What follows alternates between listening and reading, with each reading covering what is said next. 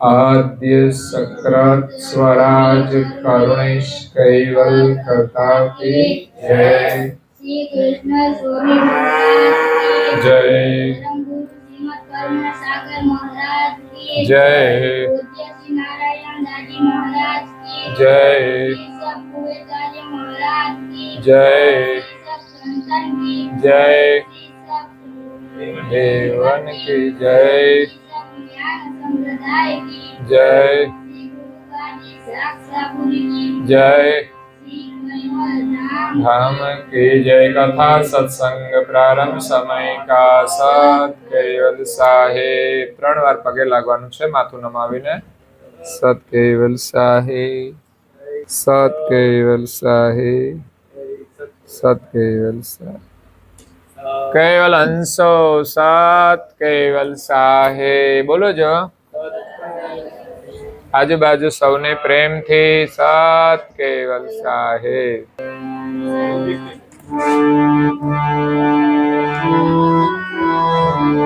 ત્રાહે ત્રાહે પુકારું છું પતિ કો, सुनो रनिहरजे दुख सती को। या पति व्रता तो पति ने लाज, विटंडी ने सुख न मळे समाज। प्रिय भक्तजनों, ज्ञान संप्रदायना अध्यस्थापक अनंत ब्रह्मांडाधीश विश्व नियंता सकर्ता सत कैवलना महाद सजान जान अलौकिक दिव्य स्वरूप ने अनेक न्यायों द्वारा प्रत्यक्ष प्रमाण थी स्व अनुभव थी प्रतिपादन करी आपनार अनंत अंशोना तारणहार परम मोक्षना दाता सर्वज्ञ दिव्य परम गुरु श्रीमद करुणा सागर महाराज जगतना जीवोनु परम कल्याण करवा माटे, जगतना जीवोने जन्म मरणना त्रासमांथी मुक्त करवा माटे, जगतना जीवोने जगत कर्तानो संदेश आपवा माटे अकळ विभूतिनो अति दिव्य देह धारण करी अंतरिक्ष में रहेला 14 लोक अने पृथ्वी पर रहेला 7 द्वीपों में प्रगट थया। आवो अलौकिक इतिहास आ विश्वनी अंदर तमने क्यांय जोवा नहीं मळे, जाणवा नहीं मळे के ब्रह्मांड में रहेला देवी धामोनी अंदर परम गुरु जाय छे। प्रथम निरंजन धाम,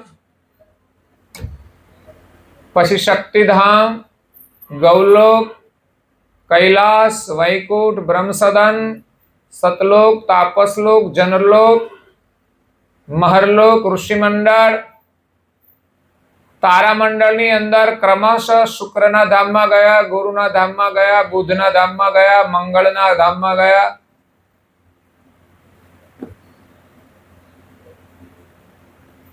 पछी ऋषिमंडल में गया, त्याथी चंद्रलोक अने छेल्ले सूर्यलोक।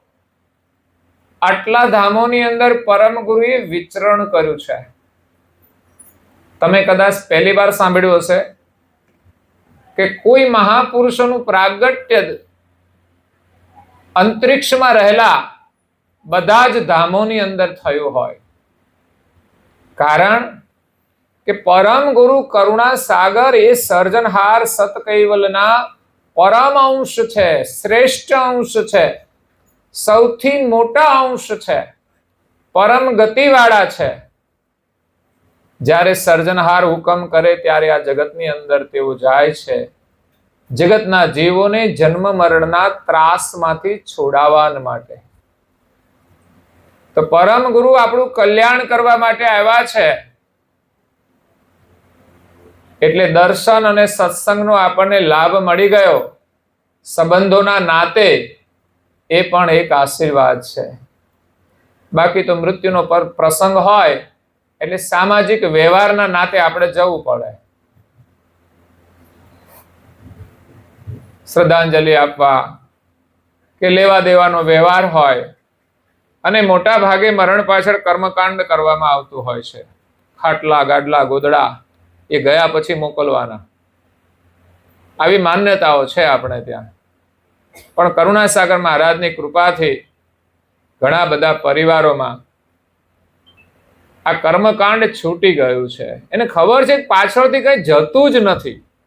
આ જ્ઞાનનો માર્ગ છે, સમજણનો માર્ગ છે, અને પેલો શ્રદ્ધાથી એક સામાજિક પરંપરા થઈ ગઈ છે. એટલે માનનારો વર્ગ છે એ બધા કરે છે, સંતોષ માને કે એના પાછળ આપણે કંઈક કર્યું, પાછળ કંઈ મોકલ્યું, અને ન કરીએ તો પાછા પિતૃ નડે.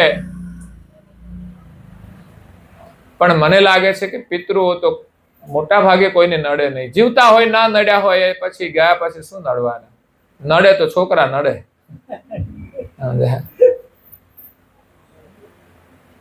એટલે મા બાપ તો હંમેશા પરિવાર માટે આશીર્વાદ આપતા હોય છે, એમાં નડવાની ક્યાં વાત છે? એ ન રાખે ને ભેગા તોય એમના પ્રત્યે નફરત નથી હોતી. એવો મા બાપનો સ્વભાવ હોય છે. એટલે એમના પાછળ કર્મકાંડ કરવાથી સદગત આત્માનું કઈ કલ્યાણ થતું નથી, પણ પરિવાર સાથેનો જે ઋણાનો સંબંધ હોય એમાંથી છૂટવા માટે આ બધું કરવામાં આવતું હોય છે. પણ એ કર્મકાંડ કરવાથી જીવ એના ઋણમાંથી છૂટી શકતો નથી. પણ આ તો આપણા જ પુરાણોની અંદર આ બધી કથાઓ લખી છે, એટલે લોકો માને છે શ્રદ્ધાથી, પણ કલ્યાણ સાથે એનો કોઈ સંબંધ નથી. એક કથા પરીક્ષિત રાજાની પણ આવે છે કે એને શ્રાપ મળ્યો કે 7મા દિવસે તારું મૃત્યુ થશે, તો એને કોઈ કર્મકાંડ નથી કર્યું કે એ કરવાથી આપણું કલ્યાણ થાય. એમણે 7 દિવસ સુધી સત્સંગ શ્રવણ કર્યો છે. કોઈ વિદ્વાન મહાપુરુષોના શરણે જઈને કહ્યું કે મારા મોતમાંથી છૂટવું હોય તો મારે શું કરવું જોઈએ? એમણે એમ ના કીધું કે તમે યજ્ઞ કરો કે બીજું કંઈ પુનદાન કરો. માત્ર સત્સંગ કરી તમે સત્યને જાણી એમાં તમારી સુરતા જોડી દો. આપણા શરીરની અંદર આપણું સ્વરૂપ સત્ય છે. રોજ ઉઠીને એનો વિચાર કરવો જોઈએ કે આ શરીરમાં હું કોણ છું, શા માટે આવ્યો છું અહીંયા, અને અહીંથી આ શરીર છૂટ્યા પછી ક્યાં જઈશ? તો એનો વિચાર કરીએ તો આપણું કલ્યાણ થાય, અને આપણે પોતાના કલ્યાણ માટેનું કાર્ય કરીશું. પહેલા તો ગુરુના શરણે જઈએ. પરમ ગુરુ કરુણાસાગર સમસ્ત જગતના ગુરુ છે. બધા ધામોમાં ગયા છે, બધા જ દેવોએ એમની પાસેથી દીક્ષા લીધી છે, એટલે જગત ગુરુ છે, વિશ્વ ગુરુ છે. એમણે બધાને સર્જનહારનો સંદેશ આપ્યો, જે સર્જનહારને જગતના જીવો ભૂલી ગયા છે. દુનિયામાં લોકો ભલે ગમે તે ધર્મને પરંપરાને માનતા હોય, પણ છતાંય બધાના સર્જનહાર એક જ છે, કોઈ અલગ અલગ ભગવાન નથી. આ તો ધર્મ માર્ગની અંદર ધર્મમાં જોડવા માટે જે મહાપુરુષો થયા એમના નામે પરંપરાઓ ચાલે છે. કારણ કે સર્જનહારને ભૂલી ગયા એટલે પછી અનેક પરંપરાઓ આવી. જે પરંપરામાં જે મહાપુરુષ મહાન હોય, દેવતાઓ થયા, એ બધાની પરંપરાઓ ચાલે છે ને ભગવાન બધાને માને છે. વાસ્તવિક તો સર્જનહાર બધાથી ન્યારા છે, ક્યારે અહીંયા આવતા નથી.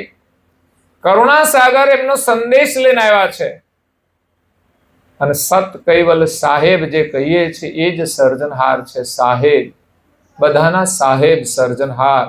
એ સત્ય છે અને કૈવલ છે. મેઇન શબ્દ છે કૈવલ. એ જાપ પણ છે, સર્જનહારનું સ્મરણ છે, જેનું સ્મરણ કરવાથી આપણો વળ નીકળી જાય, માયાનો મળ નીકળી જાય, અને આપણી વૃત્તિ નિર્મળ થાય, અને આપણું સ્વરૂપ આપણને દેખાય. એવો આ પ્રગટ જાપ કૈવલ છે. અને બીજો જાપ આપ્યો છે અમર મંત્રનો. જે ગુરુ દીક્ષા લેવામાં આવે ત્યારે મંત્ર આપવામાં આવે છે. મંત્ર એ જ દીક્ષા છે, ને મંત્રમાં શ્રદ્ધા રાખીને જપ કરે તો એ જીવનું કલ્યાણ થાય છે અને એમના મનોરથો પણ પૂર્ણ થાય છે. એટલે આ સંસારમાંથી, ત્રાસમાંથી છોડાવવા માટે કરુણાસાગર અંતરિક્ષમાં રહેલા દૈવી ધામોમાં ગયા બધા દેવોને સર્જનહારનો સંદેશ આપ્યો છે, કૈવલનો મંત્ર આપ્યો છે. પછી એ પૃથ્વી પર આવ્યા. 7 દ્વીપ છે. આપણે રહીએ ને જંબુદ્વીપ, એ સિવાય પણ 6 દ્વીપો છે. પુષ્કરદ્વીપ, સાગદ્વીપ, કૌશકદ્વીપ, કુશાલકદ્વીપ, સાલમદ્વીપ, પાલકીદ્વીપ અને 7મો જંબુદ્વીપ છે. તો 6 જગ્યાએ વિચરણ કરી અને છેલ્લે જંબુદ્વીપમાં આવ્યા અને અહીંથી સીધા એક કૈવલ ધામમાં ગયા છે, જે આપણા બધાનું ઘર છે. જ્યારે ત્યારે પણ આપણે પરમ ગુરુના શરણમાં જઈ એમની ભક્તિ કરી અને આપણા ઘરને પ્રાપ્ત કરવાનું છે. જે ઘરેથી આપણે આવ્યા છીએ, આપણે એટલે આ શરીરમાં રહેલો અંશ એક જ કૈવલનો છે અને કૈવલ ધામ એ આપણા સૌનું એક ઘર છે. નિજ ઘર કહેવાય, અંશનું ઘર. અહીંયા તો આ શરીરમાં રહીએ છીએ તો શરીર પણ ઘર કહેવાય. બીજું આ મકાનોનું જે ઘર છે એ પણ એક ઘર કહેવાય. પરંતુ આ ઘરમાં આપણે કાયમ રહેવાના. આ ઘર નથી તમારું, મહેમાન છો પ્રભુના, કરશો ના મારું મારું, પલમાં બધું જવાનું, આ ઘર નથી તમારું. અહીંયા કશું જ આપણું નથી. 2 દિવસના જ મહેમાન છીએ, આજ અને કાલ. કાલ આવશે એટલે પાછી આજ થઈ જવાની, કાલે તો જવાના. ગમે દિવસ એક કાલ આવશે આપણે જવાની, નક્કી હશે. આપણને ખબર નથી, મારું મારું કરીને મરી જવાના, પણ સાથે કશું આવવાનું. એટલે ભગવાન જે આપે મહેનત કરીને એનો જે ઉપયોગ હોય ને કરવાનો. બાકી આપણું તો દુનિયામાં કશું છે નહીં, થવાનું નથી. કારણ કે બનાવેલું માલિકનું છે, આપણે તો કઈ બનાવ્યું નથી. આપણે મળ્યું આપણા કર્મથી મળ્યું એટલે આપણું થઈ જાય. ભાડાના મકાનમાં રહીએ એટલે શું મકાન આપણું થઈ જાય? ભાડું ભરીએ છીએ એમ આ ઘરમાં રહીએ છીએ એ માલિકે આપેલું મકાન છે, આપણું નથી. રહેવાનું જ નથી, મટી જવાનું છે. એટલે આપણું રાખીને કરવાનું શું? આ મકાનો છે, રહીએ ત્યાં સુધી, પાછળની પેઢી જ્યાં સુધી મકાનનું અસ્તિત્વ છે ત્યાં સુધી રહેવાનું જ છે. કોઈનું થવાનું, કોઈનું હોય તો સાથે લઈને જાય ને, પણ કોઈ લઈ નથી જતા. રે ત્યાં સુધી બધાને રહેવાનું. કેવી રીતે રહેવાનું એ જ મહત્વનું છે. અહીંયા આવ્યા છે શા માટે? એનો જ વિચાર કરવાનો. બાકી શરીરનું નિર્વાહ તો પ્રાણી, પશુ, પંખી બધા જ કરે છે. પરંતુ આપણું આવવાનું કે માનવ શરીર મળવાનું પ્રયોજન એ એક અલગ છે. એનો વિચાર કરીને આપણે જીવન જીવીશું તો મનુષ્ય જીવનમાં આપણે સુખી થઈશું અને આગળ જતા પણ આપણું કલ્યાણ થશે. એવા કરુણાસાગર મહારાજના શિષ્ય પૂજ્ય શ્રી નારણદાસજી મહારાજ શ્રી, જેમણે ગુરુગાદી સારસાપુરીની અંદર દેવળ બનાવ્યું, પરમ ગુરુની સ્થાપના કરી અને ગુરુ મહિમાની રચના કરી છે, જેમાં ગુરુનો તો મહિમા છે જ. સંત તુલસીદાસ મહારાજ જ્ઞાન સંપ્રદાયના, એમણે એક ભજન લખ્યું છે, જેના મુખમાં કૈવલ નામ નહીં એને પરમ ગુરુની રેજ, જેના સિર પર ગુરુનું બાનું નહીં એનો મનુષ્ય તણો અવતાર. જો મુખમાં કૈવલનું નામ નથી તો પરમ ગુરુની એની રીજ મળતી નથી. અને જીવનમાં આપણા શિર ઉપર કોઈ ગુરુ નથી તો ફરી મનુષ્યનું શરીર મળતું નથી. ગુરુની કૃપા વિના આપણને જ્ઞાન મળતું નથી. ગુરુની કૃપા વિના આપણે ભક્તિ નથી કરી શકતા. ગુરુની કૃપા વિના આપણે સર્જનહારને ઓળખી નથી શકતા. એટલે ગુરુ મનુષ્ય જીવનમાં હોવા એ બહુ જરૂરી છે. જે સદગુરુની કૃપાથી આપણે ભગવાનનું ભજન કરવાનું છે, જે સદગુરુની કૃપાથી આપણે સત્સંગ કરવાનો છે, આપણું અહોભાગ્ય છે. પરમ ગુરુનું એક દર્શન મળ્યું છે, એમના વચનામૃત શ્રવણ કરીએ છીએ, અને આજે તો વગર તમને દીક્ષાએ પાસપોર્ટ આપી દીધો છે. તમારા કપાળમાં જે છે ને એ પાસપોર્ટ છે.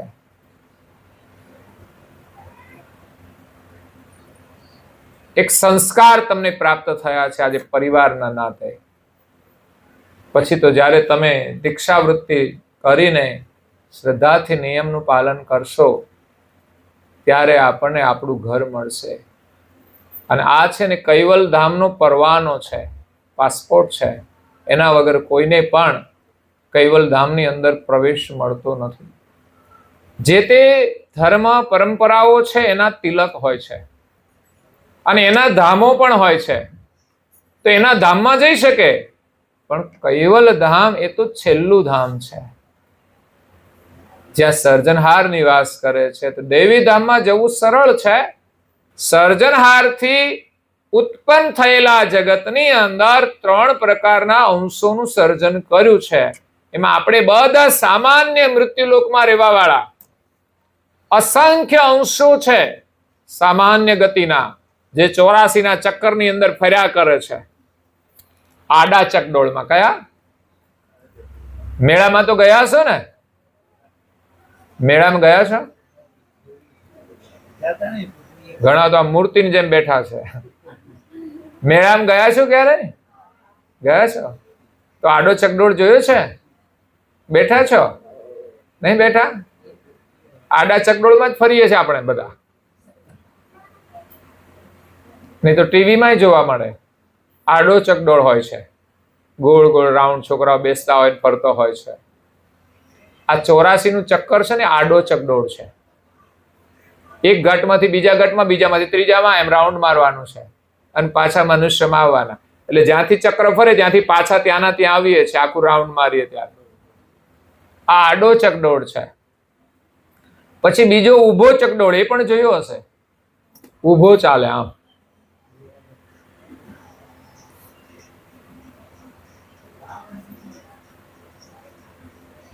અહીંથી લોકો ભક્તિ કરે અને દેવી ધામમાં જાય, ત્યાં સુકૃત પૂરું થાય એટલે પાછા નીચે આવે, પાછા વળી સુકૃત કરીને ઉપર જાય ને ફરી પાછા. આ ઊભો ચકડોળ છે. 14 લોક જે બનાવ્યા છે નાશવંત છે, ત્યાં કોઈ રહી શકતું નથી. એની ભક્તિ કરે તો ત્યાં જઈ શકે છે, પણ ત્યાં અહીંનું કરેલું પુણ્ય છે બેઠા બેઠા વાપરવાનો, અને પૂરું થઈ જાય એટલે પાછા ખાલી કરીને આવતું રહેવાનું. ભાડાના મકાનમાં રહેવા જેવું છે. આ ઊભો ચકડોળ છે. એટલે સામાન્ય અંશ એ આડા અને ઊભા ચકડોળમાં ફરે છે. બીજા વિશેષ અંશો એ દેવતાઓ છે, જેને બ્રહ્માંડની અંદર એના ધામો આપેલા છે, અને આ સમસ્ત બ્રહ્માંડની જવાબદારી જુદી જુદી સોંપેલી છે.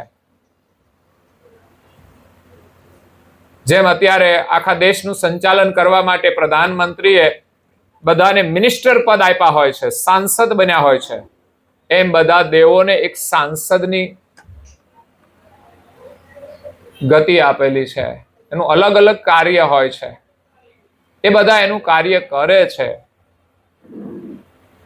મૃત્યુલોકની અંદર જે શરીરનું સુખ છે એ દેવોના આશીર્વાદથી મળે છે આપણને. અને જો ચાહના ના હોય અને એની ભક્તિ કરે તો એના ધામની પ્રાપ્તિ થાય છે. પણ સુકૃત પૂરું થાય એટલે ધામ છોડીને આપણે અહીંયા આવવું પડે. આપણે કૈવલના અંશ અને દેવો પણ કૈવલના અંશ. આપણે સામાન્ય અને દેવો વિશેષ. તો 33 કરોડ દેવ કહેવાય છે. 9 કરોડ દેવીઓ, 9 કોટી પણ કહેવાય. 9 દુર્ગા છે ને, અલગ અલગ 9 દુર્ગા, 9 પ્રકારની દેવીઓ, 33 પ્રકારના દેવતાઓ, અલગ અલગ. તો એ વિશેષ અંશો છે બધા. ભગવાન એને વિશેષ ગતિ આપી છે કે મૃત્યુલોકમાં આવીને ધર્મની સ્થાપના કરે, ધર્મના કાર્યો કરે. એટલે આખી દુનિયા એ દેવોની અંદર આસ્થા રાખે છે, જ્યારે સર્જનહાર ક્યારે આવતા નથી. એટલે કોઈને ખબર નથી કે આપણા ભગવાન કોણ છે, સર્જનહાર કોણ છે. પરંતુ બહુ લાંબા સમય પછી દેવો તો યુગે યુગે આવે છે, પરંતુ કરુણાસાગર મહારાજ તો બહુ લાંબા સમય પછી આ વિશ્વમાં સર્જનહારનો સંદેશ લઈને આવે છે. એટલે આપણે ભાગ્યશાળી છીએ કે આપણા કાળની અંદર પરમ ગુરુ આવ્યા છે. એના 250 વર્ષ પહેલા આપણે કદાચ ફરીએ તો છીએ જ, પણ ત્યારે કોઈને ખબર નહોતી કે સર્જનહાર કોણ છે. આ માન્યતાઓ છે સર્જનહારની. ઋષિમુનિઓએ સાધનાય કરી છે, પણ કોઈ સર્જનહારને પામી શક્યું નથી. બધા પોતાને જ સ્વયં પરમાત્મા માને છે કે અહમ બ્રહ્માસ્મિ, હું જ બ્રહ્મ છું, હું જ પરમાત્મા છું. પણ આપણે કદી ભગવાન બની શકવાના નથી. એ માન્યતાની અંદર ભૂલો રહેલી છે. એટલે કરુણાસાગર મહારાજના જ્ઞાન દ્વારા આપણે સર્જનહારની ઓળખ થાય છે. કરુણાસાગર એ દેવોથી વિશેષ, એટલે પરમ વિશેષ અંશ છે. દેવો વિશેષ અને કરુણાસાગર પરમ વિશેષ. વિશેષોના ઉપર શ્રેષ્ઠ ગતિ એમને મળેલી છે કે ક્યારે સર્જનહારને ભૂલતા નથી અને ક્યારે સર્જનહારને છોડતાય નથી. એ એમના સાનિધ્યમાં જ રહે છે, પણ જ્યારે હુકમ થાય ત્યારે વિશ્વમાં આવે છે અને સર્જનહારનો સંદેશ આપીને પાછા એના સાનિધ્યમાં ચાલ્યા જાય છે. તો એવા 3 પ્રકારના અંશો આ જગતમાં બનાવેલા છે. એટલે કરુણાસાગર એ તો બધાના શિર ઉપર ગુરુ સ્થાને બિરાજેલા છે. તો આ જન્મ મરણના ત્રાસમાંથી છૂટવા માટે આપણે ગુરુના શરણમાં જવાનું છે. અને એ સમર્થ પરમ ગુરુ જ આપણને જન્મ મરણના ત્રાસમાંથી છોડાવશે. કારણ કે એ જન્મ મરણથી પર રહેલા છે, એને ક્યાંય જન્મ ના લીધો. એના શરણમાં જઈશું તો સમજવાનું કેટલાય જન્મોથી આપણે આ સંસારની અંદર ફરીએ છીએ.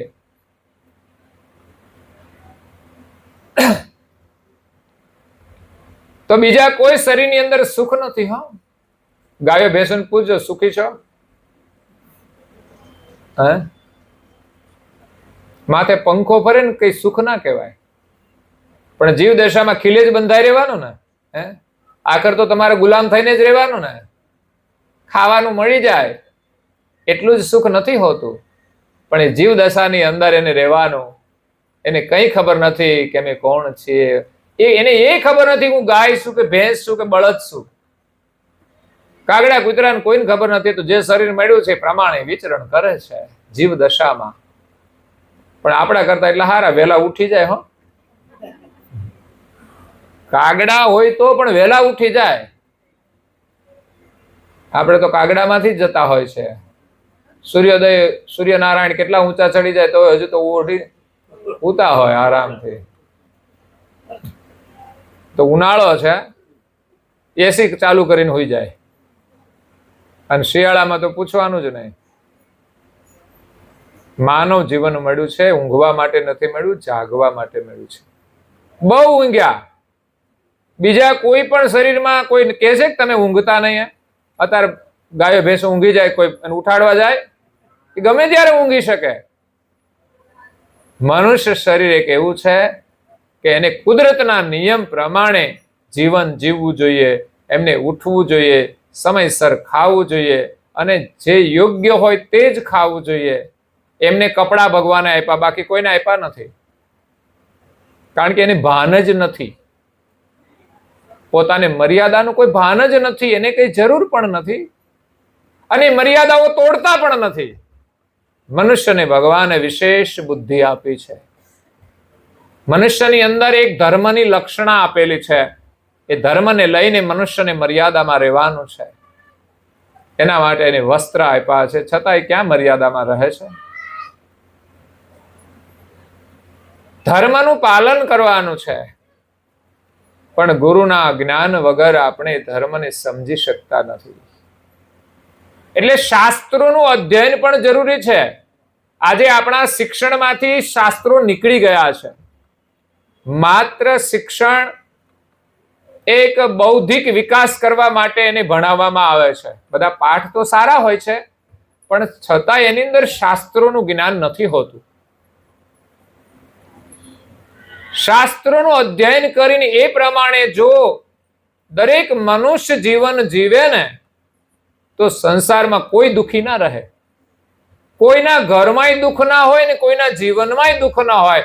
અને હું તો એમ કહું છું, કોઈના કપાળે કોરા ના હોય. આ આપણી સંસ્કૃતિ છે. તમે કોઈ પણ દેવને માનો છો, એના કપાળમાં તમે દર્શન કરજો, કોરું છે કે કઈ છે ચિહ્ન. કોઈને પણ માનો, કોઈ દેવનો ફોટો જોવામાં આવ્યો છે કે એના કપાળમાં કશું ના હોય? પણ આપણે ફરતા હોઈએ. લે, બહેનોને તો હજુ એક સામાજિક પરંપરા આપી છે, એટલે બિંદી કરે, ટીકો ચોટાડે, રેડીમેડ. રેડીમેડ જમાનો આવ્યો છે. જમવાનું રેડીમેડ, કપડા રેડીમેડ, અને ટીકો કરવાનો હતો એ આળસ ચડે એટલે હવે એ રેડીમેડ આવી ગયા છે. અને એમાંય પાછું મેચિંગ વાળું હોય એટલે બધા કલરનું જોઈએ. મેચિંગ સારો સંદેશ આપે છે કે તમે મેચિંગ કરો, બહુ સારા લાગો. પણ ઘરમાં મેચિંગ હોય તો સારું લાગે ને બધું. કપડાનું મેચિંગ કરીએ, જૂતિયાનું મેચિંગ કરીએ. હજુ તો સારું છે માથાના વાળ નથી રંગતા, એક મહેંદી વાળા કરે છે, બાકી એ મેચિંગ કરી દેવા છે. બાકી કાનના, નાકના, ગળાના, હાથના, પગના બધા શણગારો મેચિંગમાં આવતા હોય છે. એક સારો સંદેશ છે. મેચિંગ એક સારું દેખાતું હોય છે. એ પ્રમાણે આપણા વિચારોનું પણ મેચિંગ હોવું જોઈએ. આપણા પરિવારનું પણ મેચિંગ હોવું જોઈએ. એટલે આજે તિલકના સંસ્કાર છે, આપણી સંસ્કૃતિ છે. આપણા બાળકો પેલા ગુરુકુળોમાં ભણતા હતા ત્યારે અવશ્ય પૂજા પાઠ કરતા હતા. આજે તો ભગવાન જાણે કરે છે તમારા છોકરા પૂજા? તમે કરાવો છો? મેં કરી લીધું એટલે આવી ગયું બધાને. ઘરમાં એક વડીલ હોય ને, કોઈને ચિંતા જ કેમ નથી? શિક્ષણની ચિંતા કરો છો તો સંસ્કારની કેમ નહીં? ટ્યુશન છે, 10માં 12માં, એટલે ટેન્શન છે. ટ્યુશનનું ટેન્શન છે. ઘણા બાળકોને કઈ શિબિરમાં તો કે અમારે 10મું છે ને એટલે ટ્યુશન ચાલુ છે ને એટલે અમારાથી નહીં અવાય. મેં કે 2 દિવસમાં તમારે ટ્યુશનમાં એટલું કઈ નુકસાન નહીં થાય, પણ 2 દિવસના સંસ્કારથી તમને જે લાભ થશે ને જીવનમાં ઉપયોગી થશે. એટલે શિક્ષણની ચિંતા કરો છો, સારી વાત છે કે આજે લોકોમાં શિક્ષણની જાગૃતિ આવી છે. લોકો ભણે છે, સારી પોસ્ટ ઉપર કામ કરે છે, એટલે આર્થિક રીતે જે સમસ્યાઓ છે ને દૂર થઈ જાય. પણ 2 માણસ ઝઘડે છે એનું સમાધાન ક્યાં છે? એ શિક્ષણમાં છે કે નહીં? તો આપણે બાળપણથી બાળકોને કેમ પૂજાના સંસ્કાર નથી આપતા? આપણો ધર્મ હોય એનું એને ગૌરવ હોવું જોઈએ, પણ નથી મા બાપને તો પછી બાળકોમાં ક્યાંથી આવવાનું છે? કુવામાં નથી તો હા, તમે બધાને ખબર તો છે કહેવતની કે કુવામાં નથી એટલે હવાડામાં નહીં આવે. તિલક પ્રણામ કરવા જોઈએ. તો અહીંયા નારણદાસજી મહારાજ શ્રી આપણને આ સંસારના ત્રાસમાંથી છોડાવવા માટેનો ઉપાય બતાવે છે કે તમે સમર્થ પરમ ગુરુના શરણમાં જઈ અને એને પ્રાર્થના કરશો તો ચોક્કસ એ તમને જન્મ મરણના ત્રાસમાંથી છોડાવશે. પરંતુ શરત એટલી છે, સુણો ધણી અરજ, હે સ્વામી તમે અમારી પ્રાર્થના સાંભળો, અરજ સાંભળો. દુઃખ સતીકુ, હું તમારી સોહાગણ નાર છું, સતી, અને મારા દુઃખને તમે દૂર કરો. કોઈ પણ સ્ત્રી હોય, એ સંકટમાં હોય, મુશ્કેલીમાં હોય, તો એની રક્ષાની જવાબદારી એના પતિની હોય છે. જે પતિવ્રતા સ્ત્રી હોય એની અંદર પતિવ્રત ધર્મની એક શક્તિ હોય છે, એને સતી નારી કહેવાય. એની અંદર સત હોય છે પતિવ્રત ધર્મનું. બીજો ધર્મ તો ઠીક છે, પછી પેલો પતિવ્રત ધર્મ છે. અને પતિવ્રત ધર્મ માત્ર બહેનોએ જ પાળવાનો એવો નથી હોતો, પુરુષોએ પણ પાળવાનો હોય છે. પણ આ તો ઇતિહાસો બહેનોના લખાયા છે, એટલે ઘણા પુરુષો છટકી જાય કે ભાઈ આ તો બહેનોએ પાળવાનો હોય પતિવ્રતા ધર્મ. પતિ તો ગમે ત્યાં ફરે તોય ચાલે એમ.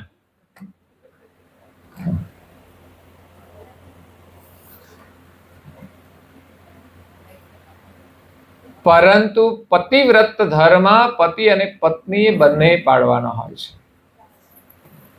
જે પાડે એને લાભ થાય અને ન પાડે એને નુકસાન જાય છે.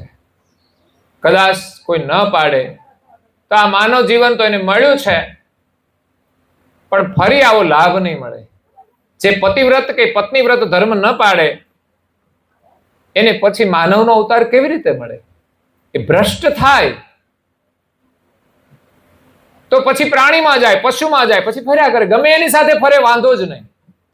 મનુષ્ય જીવન એવું છે કે એની અંદર ગૃહસ્થાશ્રમની અંદર એને પતિવ્રત ધર્મનું પાલન કરવાનું હોય છે. એક પતિ અને એક પત્ની છે. ઘણાની પરંપરાઓમાં હોય છે 2 હોય 3 હોય. સાચવી શકો તો, બાકી અઘરું. એક ના સચવાય તો 2 ને સાચવવી તો મુશ્કેલ જ છે. એમાં તો મતભેદ આવવાના જ છે. એટલે પતિવ્રત ધર્મનું પાલન કરવાનું છે.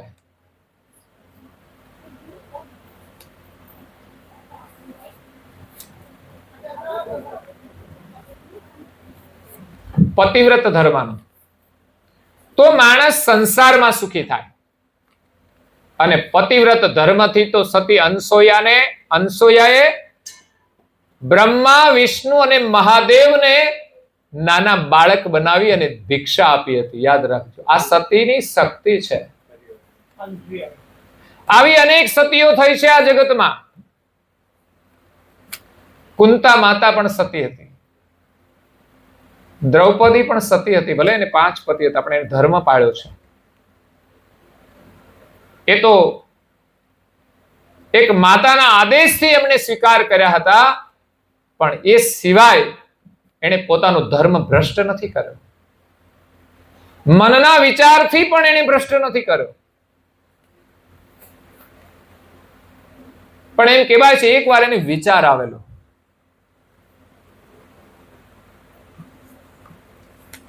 એ જ્યારે જંગલની અંદર હતા, વનવાસમાં, ત્યારે ભૂખ લાગે એટલે જંગલમાંથી ફળ શોધી લાવવાના, તોડી લાવવાના. તો વિશેષ જવાબદારી ભીમની, કારણ કે તાકાત વાળો ને.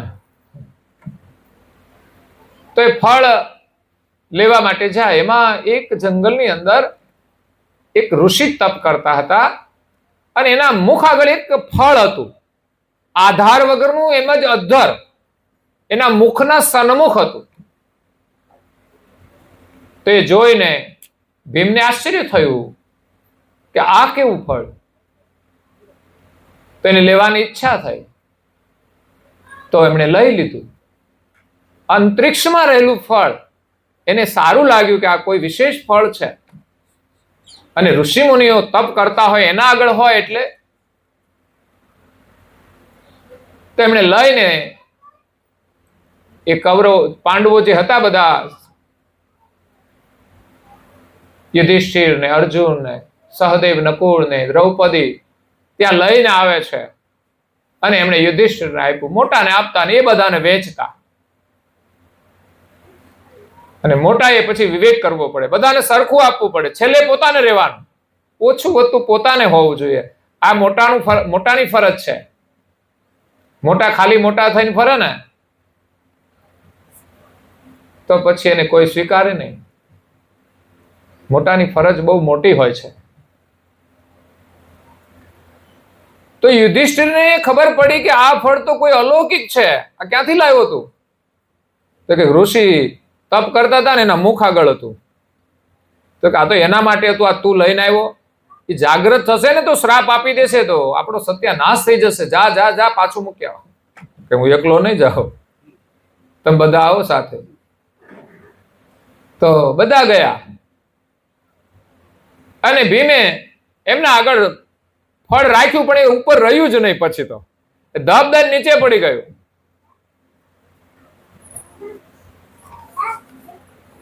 પણ પછી તો એમણે પોતાનું જે કઈ તપ હતું ને એ બધું આપીને કે છે રાખવાની તૈયારી કરી. તો જમીનથી એક વેગ ઊંચું આવ્યું. પહેલી વખત ભીમે મૂક્યું, પછી બીજાએ મૂક્યું. એને પ્રાર્થના કરી તો થોડું એનાથી ઊંચું આવ્યું. સહદેવ, નકુળ એમણે પ્રાર્થના કરી તો થોડું ઉપર આવ્યું. અને યુધિષ્ઠિરે પ્રાર્થના કરી તો થોડું ઉપર આવ્યું. થોડું હજુ નીચે હતું, પેલા હતું એના કરતા. છેલ્લે દ્રૌપદીએ કીધું કે હું જો પતિવ્રત ધર્મ મેં પાડ્યો હોય ને મન વચન કર્મથી, તો આ ફળ યથાસ્થાને આવી જાય. તો ઉપર આવવાને બદલે નીચે પડી ગયું. એટલે આને બધાને એમ થયું કે આણે કંઈક ધર્મ ભ્રષ્ટ કર્યો છે. સત્યની કસોટી થતી હોય છે. એમણે એટલો જ વિચાર કર્યો કે મારે 5ની જગ્યાએ 6 પતિ હોત તો.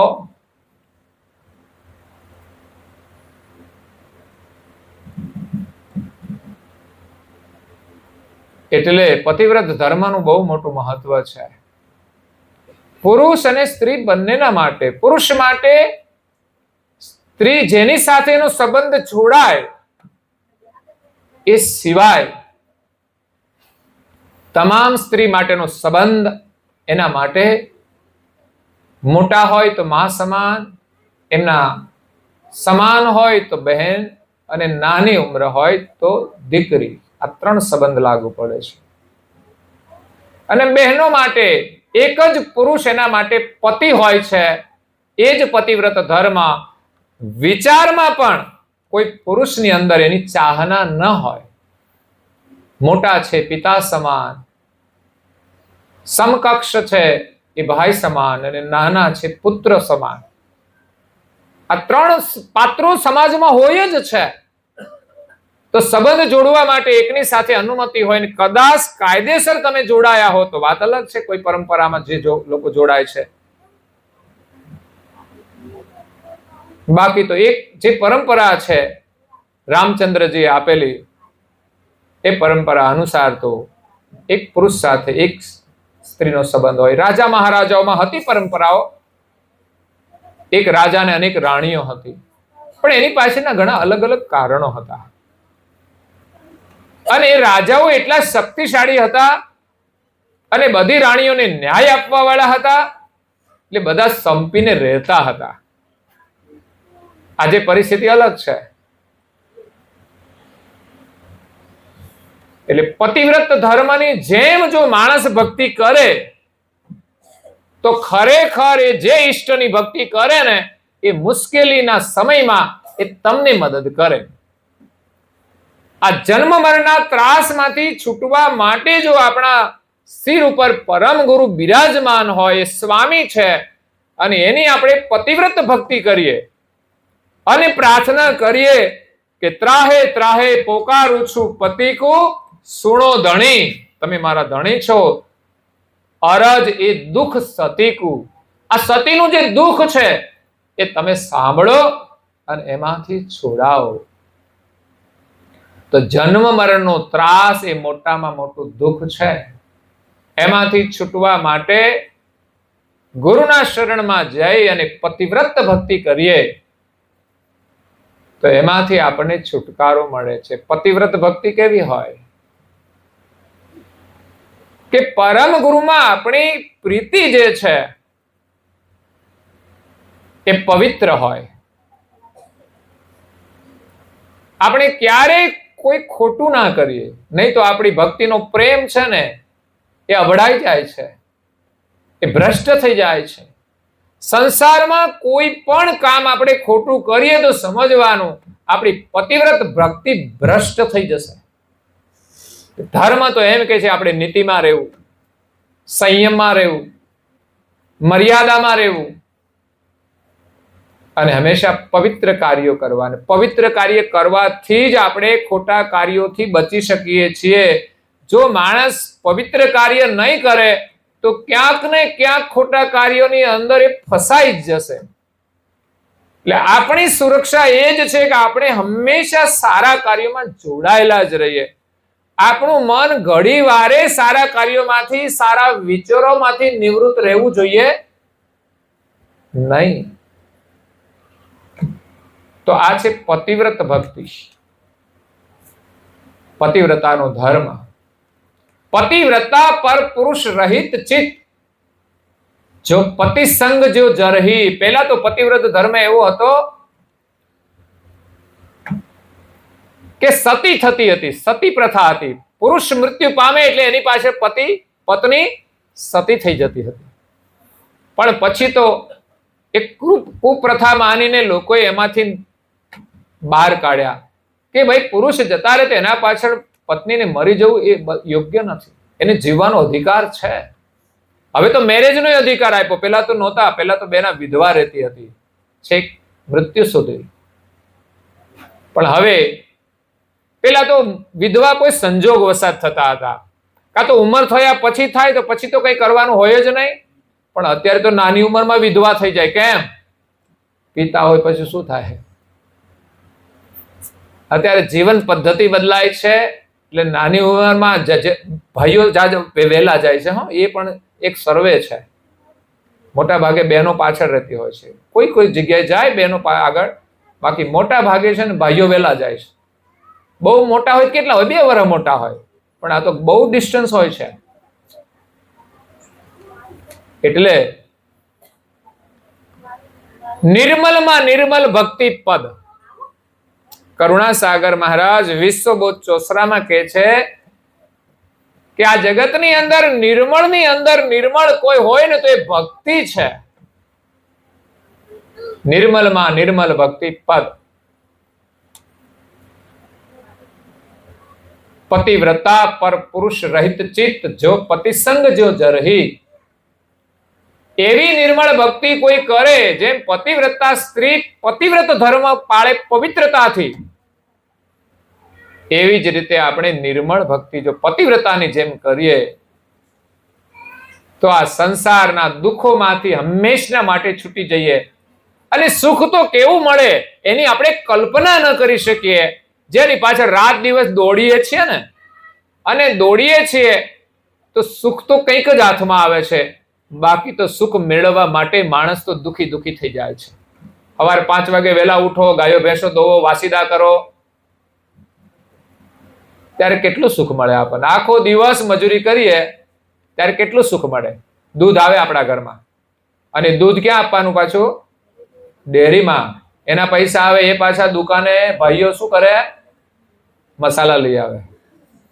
હું જોઉં દુકાને ઘણા બધા ભાઈઓ ગાડીઓ ઉપર કેન લઈને આવે. મેં કીધું દૂધ આપવા આવે છે અને અહીંથી પૈસા આવશે ને એ પેલી બીજી દુકાને જઈને પાછા લેતા જાય. જોવું તો ખરા માણસનું જીવન. બહેનો મહેનત કરે છે સારી ઘરમાં પૈસા લાવવા માટે, પણ ભાઈઓ બચાવવાનો પ્રયત્ન કરતા. આ દુઃખની વાત છે. ભાઈઓને જરા આંખ તો ઉઘડવી જોઈએ કે ઘરમાં બહેનો કેટલી મહેનત કરે છે વહેલા ઉઠીને. ભાઈઓ તો મોડા ઉઠે, કોઈ વળી ઉઠી જતા હોય તો સારું કહેવાય. બાકી તો હું તો કોઈ ભાઈઓ અને બહેનો બંને સાથે ઉઠી જવું જોઈએ. કોઈ ઘરમાં છે બહેનોની સાથે ઉઠવા વાળા ભાઈઓ? 90% નહીં, 10% જ હશે કે કદાચ ઉઠી જતા હોય. બાકી બહેનો જ વહેલા ઉઠવા વાળા. ભાઈઓ તો મોડા, ગાયો ભેંસો દોવાઈ જાય, બધું કામ થઈ જાય, પછી નિરાતે ઉઠવા વાળા. આમાં ભક્તિ કરે કેવી રીતે? હું કહું હાલો તમારે ગાયો ભેંસો ના દોવી હોય તો તમે ભગવાનનું ભજન કરો નાઈ ધોઈને, પણ એ થતું નથી. સારા ધર્મ ગ્રંથોનું અધ્યયન કરો કે જેથી વ્યસનના ગુલામ ના બનવું પડે, ખોટો પૈસાનો વ્યય ના થાય, આપણું શરીર ના બગડે, અને પૈસા હશે તો પરિવારની અંદર કંઈક વ્યવસ્થા થશે. જે મસાલા ખાય છે એની બદલે એના બદલામાં કંઈક સારી વસ્તુ લાવે ઘરમાં, તો આખું ઘર ખાઈને મોજ ના કરે. હમણાં તો કેરીની સિઝન આવે તો મહિને જે 1500 નું બિલ આવે 50 રૂપિયા લખે, તો એટલામાં તો આખું ઘર કેરી મોજથી ખાય દર મહિને. તો આપણું બિલ થયું 18 લાખનું. કેટલું? દર વર્ષે 18 લાખનું કામ આપણા ગામમાં થાય. 18 લાખમાં તો 2-5 રહેવાના મકાને થઈ જાય. બોલો, તો 25 વર્ષમાં તો બધાના ઘરને લાભ મળી જાય. જે સગવડતા જોઈએ થઈ જાય. ગામના રોડ આ બધું સરસ ગાર્ડન બની જાય. અને કોઈ માણસ વ્યસન ગામમાં ના કરતો હોય તો ગામે કેટલું સદ્ધર બની જાય, ઘરમાં શાંતિ કેટલી વધી જાય. વિચાર તો કરો. એક માત્ર ખોટા માર્ગે પૈસાનો વ્યય ના થાય ને તો દેશનો વિકાસ કેટલો છે. એટલે પરમ ગુરુને આપણે પ્રાર્થના કરવાની છે કે હે સ્વામી, મારી અરજી તમે સાંભળો. હોય પતિવ્રતા તો પતિને લાજ. જે પતિવ્રતા સ્ત્રી હોય ને એની જ રક્ષા પતિ કરે. ચારે બાજુ ફરતી હોય એનો પતિ એમની રક્ષા કરી શકતો નથી. તો પતિવ્રતા સ્ત્રીની રક્ષા પતિ કરે છે, એના માટેની ગૌરવ હોય છે. વિટંડીને સુખ ન મળે સમાજ. વિટંડી સ્ત્રી હોય કે પુરુષ હોય,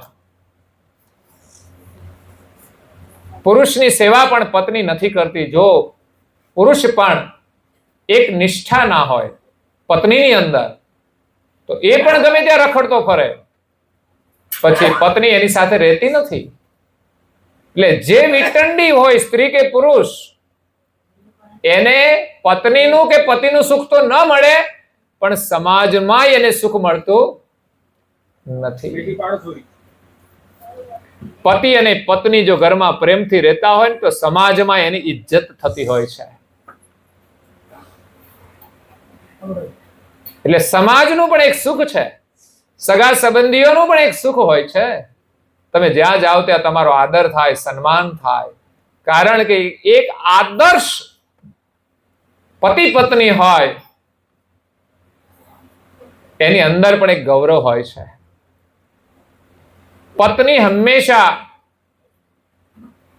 પતિને સુખ આપે અને પતિ હંમેશા પત્નીને સુખ આપે તો બંને સુખી રહે છે.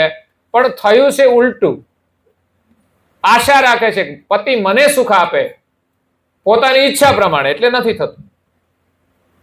અને પતિ એમ માને છે કે પત્ની મારી સેવા કરે, મને સુખ આપે. પણ દરેકની મહત્વાકાંક્ષા અલગ અલગ હોય છે. એ કે એમ બધું નથી થતું. ઉલટા પતિને સુખ આપવાથી સુખ મળતું હોય ને તો એ પણ સુખી રહે, પતિ સુખી રહે. અને પતિ પણ પત્નીને સુખ આપે, એમાં જો એને સુખ મળે ને તો જ બંને સુખી રહી શકે છે. પરંતુ એકબીજા પાસે સુખની આશા ને અપેક્ષા રાખે છે તો પછી એ તો વેપાર વાળો ધંધો થઈ જાય કે તમે મને આપો સુખ તો હું તમને આપું. તો બધા લોકો બધાને એક સરખું સુખ નથી આપી શકતા. પણ ભક્તિ એક એવી છે ને બંનેને સમાન બનાવી દે છે. પરિવારના બધા જ સભ્યોને સુખ આપનારી ભક્તિ છે અને એ છે પતિવ્રતા ભક્તિ. એક નિષ્ઠાથી આપણે આપણા ઈષ્ટદેવની ભક્તિ કરીએ અને એની આજ્ઞા અનુસાર જો આપણે વર્તમાન કરીશું તો એમના આશીર્વાદથી આપણે સુખી થઈશું.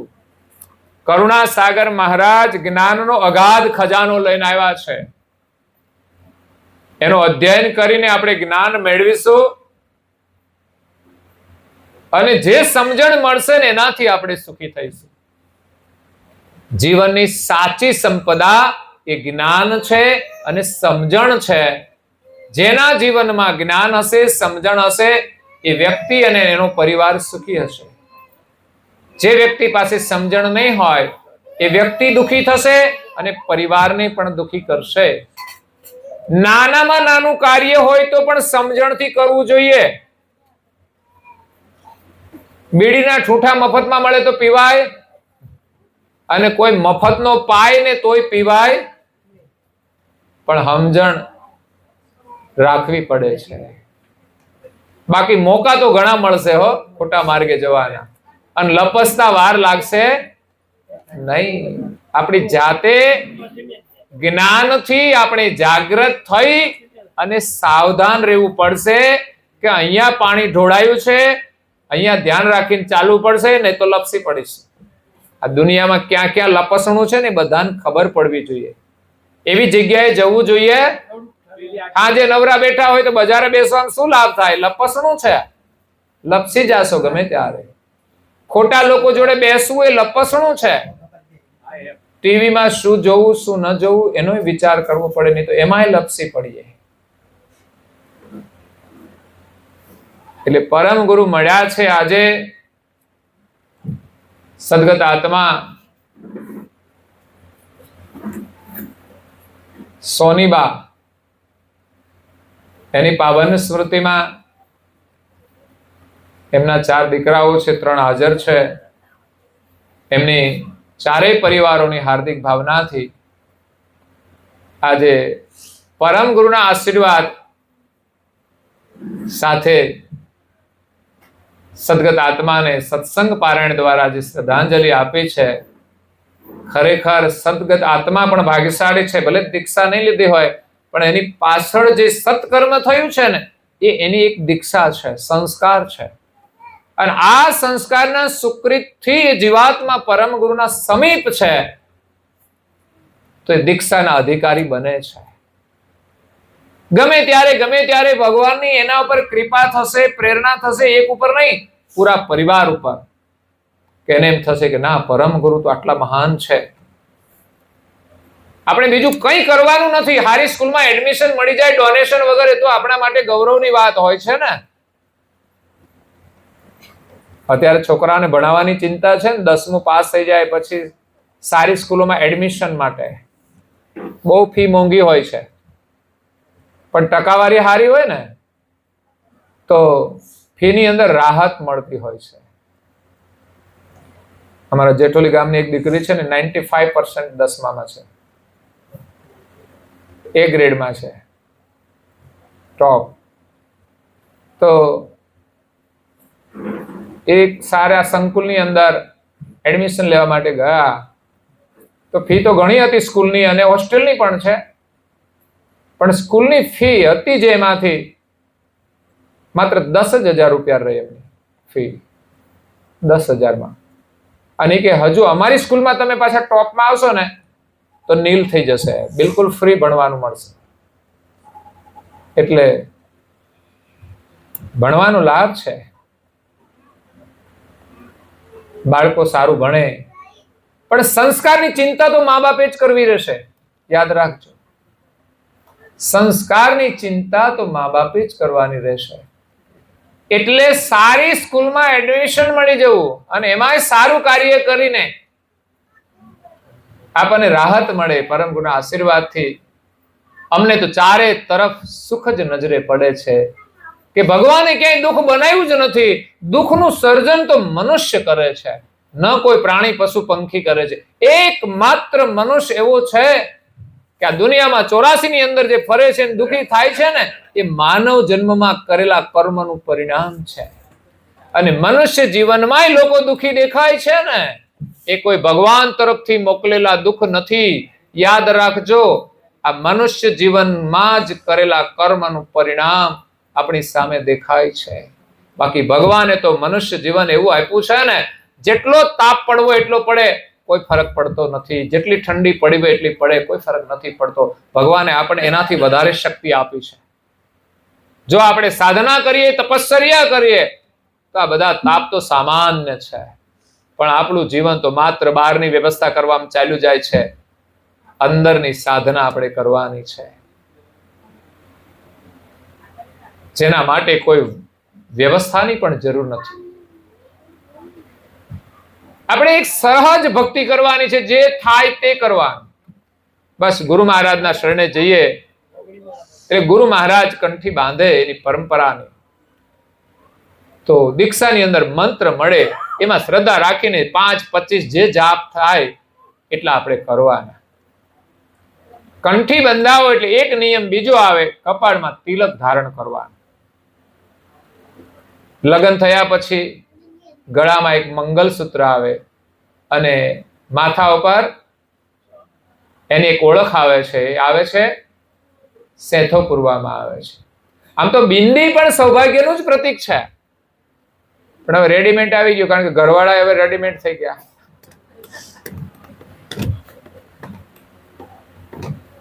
કારણ કે હવે ઠેકાણા ના પડે તો ક્યાં જવું પડે? માર્કેટમાં જવું પડે, રેડીમેડમાં કઈ મળી જાય તો. પહેલા તો સમાજની અંદર સંસ્કારથી બધું જોડાણ થતું હતું, પણ હવે તો સેટિંગ ના થાય કરું, કોઈ આગળ હાલવા તૈયાર નથી. ખબર છે કે વર 4-6 મહિનામાં લોકો લડવાના અને બધું આપણા ઉપર આવશે, તમે આ કઈ અમને ભટકાવી દીધું, એટલે કોઈ આગળ જ નહીં ચાલતા. સારા પરિવારો છે એમાં બધું ઓળખાણથી બધું જોડાય છે, બાકી સમસ્યાઓ છે બધી. એટલે કંકુ ચંદનથી કરવાની પરંપરા છે કે દેવોની પૂજા ચંદનથી થાય અને દેવીઓની પૂજા કંકુથી થાય, એટલે બંને વસ્તુ વપરાય છે. કંકુથી કરો યા તો ચંદનથી કરો. અને આપણા ઋષિમુનિઓના કપાળમાં તમે જોશો તો ચંદન કંકુ બંને પણ જોવા મળતું હશે. એમ આ જ્ઞાન સંપ્રદાયની પરંપરામાં બંનેને જોડવામાં આવ્યું છે, ચંદન અને કંકુ. કંકુ એ શક્તિનું પ્રતીક છે અને ફરતું ચંદન એ દેવનું પ્રતીક છે. એટલે આપણા શિર ઉપર ગુરુ છે એનું પ્રતીક એ કપાળમાં તિલક છે. તો અખંડ સૌભાગ્ય માટે આપણે અવશ્ય તિલક ધારણ કરવું જોઈએ. કોઈ પણ ઈષ્ટને માનીએ તિલક તો આવે જ છે. તો સવારે પૂજા તો કરવાની જ, અને પૂજા કરીને તિલક કરવાનું, એના ચરણની પ્રસાદી આપણા શિર પર ધારણ કરીએ તો એમની ચેતના આપણા કપાળ દ્વારા આપણને પ્રાપ્ત થાય છે. આપણી પ્રકૃતિ છે ને એ અહીંયા છે, પ્રકૃતિ સ્થાને, બે નેત્રોની વચ્ચે પ્રકૃતિ, એના અંદર પ્રકૃતિ વસે છે. એના ઉપર તિલક થાય એટલે આપણી પ્રકૃતિ શાંત થાય. અને ધ્યાન કરવાનું છે એ પણ એની રીતે જ કરવાનું છે. બે આંખોની દ્રષ્ટિ નાસિકા એ ભેગી થાય એટલે આ બે નાડી છે એ પ્રકૃતિમાં એક થઈ જાય છે. નહીં તો એક ચાલતી હોય, શ્વાસ લો ને તમે તો કોઈ પણ એક નાસિકામાંથી વધારે શ્વાસ આવે એ નાડી ચાલતી કહેવાય. પછી પોણા કલાક પછી પાછી બદલાઈ જાય, અગર તો કાર્ય અનુરૂપ બદલાઈ જાય. પણ બંને સમ પ્રમાણમાં ચાલે ને વતલી નાડી ખુલી જાય ત્યારે આપણને પરમ શાંતિ મળે ને ભગવાનનું ભજન થાય છે. તો આ તિલક છે ને એનું પ્રતીક છે, એટલે બાલ તિલક આપ્યું છે. અવશ્ય ધારણ કરવું જોઈએ. આજે પારાયણ નિમિત્તે જેને જેને થઈ ગયું ને એને આશીર્વાદ મળી ગયા સંસ્કાર રૂપે. એક વાર તો જીવનમાં થયું છે, એ બીજ વવાયું છે, ફરી પાછું પાણી મળશે ને ત્યારે પાછું ઉગશે. પાણી મળશે ત્યારે. એટલે સંસ્કારનું મૂલ્ય બહુ જ છે. એક વાર થયેલું કાર્ય આપણે ભલે ગમે તે રીતે થયું, એક સંસ્કારનું બીજ મળ્યું છે. કોઈના દ્વારા આપણા પરિવારની અંદર પરમ ગુરુનું આગમન થયું, એક મોટું અહોભાગ્ય છે. ધર્મ મળવો નહીં બહુ મુશ્કેલ છે. એમાંય પરમ ગુરુનું શરણ તો આખા ભારતની અંદર કે દુનિયાની અંદર ફરીએ ને ત્યારે ક્યાંક ક્યાંક જોવા મળે છે. અને એ આપણા ઘરમાં આવ્યું એ પણ આપણું અહોભાગ્ય છે. ભાગશાળી છે જે ગુરુને લઈને સાથે આવે આપણા ઘરની અંદર. ગુરુના આશીર્વાદ દર્શનથી મળે છે વારંવાર, અને એનું સુકૃત થશે તો ભવિષ્યમાં એનું શરણું મળશે તો આપણું કલ્યાણ થશે. તો આજે સદગત આત્મા સોનીબા, એને ખૂબ ધન્યવાદ છે. એક તો 120 વર્ષનું આયુષ્ય પૂર્ણ કર્યું. ઘણી બધી સેવાય લીધી હશે, કારણ કે ઉંમર થાય પછી તો 80 વર્ષ પછી તો આપણાથી હલાતું નથી. 60 પછી આપણે તો રિટાયર્ડ થઈએ છીએ, તો 60 પછી બીજા 60 કાઢવાના. તો એટલો સમય તો તમને એનો સેવાનો લાભ મળ્યો હશે. ખાવા પીવાથી માંડીને જો યુવાનો બીમાર પડી જતા હોય, સેવાની જરૂર પડતી હોય, તો ઉંમર થાય પછી તો સામાન્ય સેવા તો કરવી જ પડતી હોય છે. પણ એ એટલું રહ્યા એ બહુ મહત્વપૂર્ણ છે. તમને બહુ જ આશીર્વાદ આપીને ગયા. જેટલી પણ સેવા કરી હશે માતા પિતાની, એનાથી તો શ્રવણનું કલ્યાણ થઈ ગયું. વિચાર કરો, મા બાપના આશીર્વાદથી પણ આપણને સેવાના સંસ્કાર મળે છે. એમાંય કસોટી થાય છોકરાઓની, સેવા કરવાની ભાવના. અને ત્યારે જ આપણને આશીર્વાદ અને સુખ મળે છે. સુખ માંગીએ છીએ ભગવાન પાસે, પણ સેવા સિવાય આશીર્વાદ મળતા નથી. એટલે ભાગ્યશાળી છે પરિવારજનો. દાદા તો પેલા ગયા હશે, એ તો મેં કહ્યું ને, બધા પુરુષો તો પેલા જ જવાના છે. દાદીમાં બહુ જ ખેંચ્યું કહેવાય. આજે આટલા પારણેમાં 120 વર્ષનું આ પહેલું પારાયણ છે મારું. 120 વર્ષ રહ્યા હોય એના પાછળ કરેલું પારાયણ મારું પહેલું છે. કોઈ 100 સુધી પહોંચેલા છે, પણ 120 રેકોર્ડ છે. મનુસ્મૃતિમાં મનુષ્યનું આયુષ્ય 100 વર્ષનું કહ્યું છે. કરુણાસાગર મહારાજે કહ્યું છે કે માણસનું આયુષ્ય 120 વર્ષનું છે. એ પૂર્ણ આયુષ્ય કરીને ગયા, એક સૌભાગ્ય છે. અને ઘરમાં પરમ ગુણને લાવનાર બહેનોને પણ ખૂબ ધન્યવાદ છે કે આજે આ ઘરને તમે દીક્ષિત કરી દીધું છે, પાવન કરી દીધું છે. એક સદગત આત્માની પાછળ પરમ ગુરુનું સત્સંગ પારાયણ થાય, એ બહુ જ મોટું સુકૃત છે. પરમ ગુરુની કૃપા છે. સદગત આત્માને તમે સાચા અર્થમાં શ્રદ્ધાંજલિ આપી છે, અને પરિવારે સદગત આત્માના અને પરમ ગુરુના આશીર્વાદ પ્રાપ્ત કર્યા છે. કારણ કે આજે પરિવારે સમૂહમાં સાયંકાલ ઉપાસના કરી, સાંજે કથા શ્રવણ કરી, સવારે કથા શ્રવણ કરી, પૂજન કર્યું, અને સવારની ઉપાસના બધાએ કરી. આ એક બહુ જ મોટા સંસ્કાર છે, આશીર્વાદ છે. અને કરતા રહેજો ઘરની અંદર પરમ ગુરુની પ્રાર્થના. 5 મિનિટ 10 મિનિટ જેને જેટલો સમય મળે એટલું કરતા રહેશો તો ખરેખર તમારું જીવન સફળ થશે. તો આ સાથે બધા જ પરિવારને પરમ ગુરુના ખૂબ આશીર્વાદ સાથે સગા સંબંધીઓને પણ આશીર્વાદ છે કે જેટલા આવી શક્યા છે અને જેટલો પણ લાભ લીધો છે એ જ બહુ મોટો લાભ છે પારાયણમાં આવવાનો. બાકી તો સામાજિક વ્યવહાર નિમિત્તે આપણે તો જઈએ, 2 વાતો કરીએ અને વ્યવહાર લઈને આવતા રહીએ. એ તો છે જ, પાછું એ તો મળવાનું છે. પણ આ વ્યવહાર બહુ મોટો એમણે કર્યો છે કે જેને જેટલું જોઈએ એટલું લઈ જવાલો. આમાં પછી પેલામાં એવું ના ચાલે હો, પાછું જેટલું જોઈએ એટલું કહેવાય નહીં. અને જેને જેટલું આપે એટલું લઈ જવાનું. પછી એમાં બહુ નોંધ નહીં લેવાની કોને હું આપ્યું છે. સમજે, આપણે વ્યવહારમાં એ બહુ નોંધ લઈએ. એ તો જેનો જેટલું ભાગ્ય, જેનો જેવો વ્યવહાર, એમાં આપણે નોંધ લઈએ ને તો ખુશ રહેવાનું. વાહ, સરસ. સદગત આત્માની પાછળ એમણે જે કંઈ કર્યું પહોંચી વળે એટલું જ કરવાનું, વધારે કંઈ નહીં. અને દીકરીઓ હોય, જે સંબંધ હોય, બધાએ ખુશ રહેવાનું. આની અંદર ક્યાંય આપણે ક્યારેય પણ વ્યવહારની અંદર મન દુઃખ નહીં રાખવાનું. બસ જે આપ્યું એમાં ખુશ રહો. અમે એમ જ કરીએ, ગમે ત્યાં પારાયણમાં જઈએ, બસ પરિવાર જે આપે ને એમાં ખુશ રહેવા. એ જ આપણો સાચો વ્યવહાર છે. કોઈ આપે ને તો આપે ને કેટલું આપે, 5 રૂપિયા 25 રૂપિયા વધારે આપે, એનાથી કઈ આપણું ઘર કઈ આગળ જવાનું? આપવા વાળા તો આપશે, ઉદાર દિલ હશે ને આપણે ખુશ રહીશું ને તો ભગવાન આપણને આપશે. એનાથી આપણે આગળ વધીશું. બસ ભગવાન પાસે માગો, ભગવાન અમને સદબુદ્ધિ આપો, અમારા પરિવારને સદબુદ્ધિ આપે કે જેથી પરિવાર સાથે અમે બધા ખુશ રહીએ. અને સદબુદ્ધિ હોય ને એટલે માણસ આગળ વધે જ. આપણા દીકરાઓ, આપણને ખબર છે કેટલું આપણને આપવાના છે, તો આપણે જીવનમાં હંમેશા શુભ કામના રાખીએ તો આપણને બધું સારું મળતું જ રહેશે. તો સોનીબાના સદગત આત્માને દિવ્ય પરમ ગુરુ શાંતિ આપે, પરમ શાંતિ આપે, પુનઃ માનવનું જીવન આપે અને પુનઃ એમનું શરણ આપે. એ જ પરમ ગુરુના શરણમાં પ્રાર્થના. અને અહીંયા પરિવારજનો માટે પણ પરમ ગુરુની કૃપા પરિવારના દરેક સભ્યો ઉપર વરસતી રહે અને પરિવાર સુખી રહે એ જ શુભકામના સાથે અહીંયા કથાને આપણે વિરામ આપીએ. અસ્તુ સત કૈવલ સાહેબ. આદ્ય સક્રત સ્વરાજ કરુણેશ કૈવલ કરતા શ્રી સ્વામી મહારાજ કી જય. પરમ ગુરુ શ્રીમદ કરુણા સાગર મહારાજ કી હાથ જોડો બધા. પૂજ્ય શ્રી નારાયણદાસજી મહારાજ કી જય. શ્રી સત કુબેરાચાર્ય મહારાજ કી જય. શ્રી સત સંતન કી જય. શ્રી સત દેવન કી જય. શ્રી જ્ઞાન સંપ્રદાય કી જય. શ્રી ગુરુ ગાદી સરસાપુરી કી જય.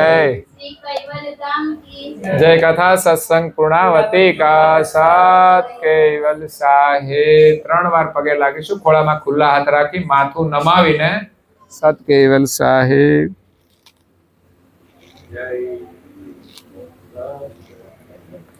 કૈવલ હંસો સત કૈવલ સાહેબ. બોલો જો. આજુબાજુ સૌને પ્રેમથી સત કૈવલ સાહેબ. સત કૈવલ સાહેબ.